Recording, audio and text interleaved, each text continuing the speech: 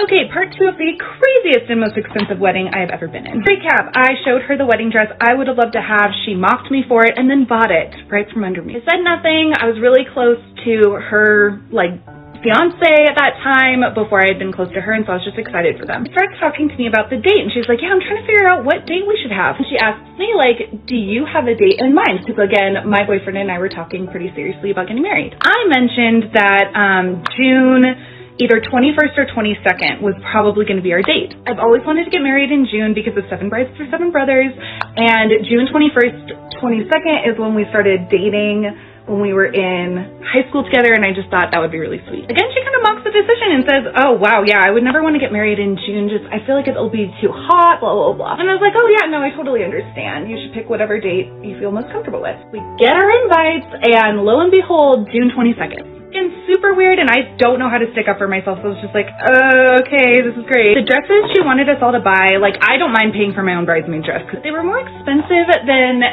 pretty much any other bridesmaid's dress I've ever bought. And they were giving everybody rashes, which her future sister-in-laws mentioned, hey, this might not be the greatest thing, we've tried it on and gave us a rash. She doesn't budge and said it's fine, everyone still gets them. I've never minded. I've worn a lot of really ugly bridesmaids dresses, and I don't care because it's not my day, whatever. So it definitely hurt, and it was definitely bad. So then I just asked her about hair and makeup and what, she has an idea for hair, or if she cares, whatever. She literally said, I want everyone to have their hair up because I want to have the prettiest hair on my wedding day. So I'm like, oh yeah, okay, that's okay. But she kept harping on that, she didn't want anyone to look beautiful on her wedding day, and I was like, okay. Then the bridal shower comes around, and she sends out this message to all of us saying, guys, Brothers, remember, women don't have friends. They have competition.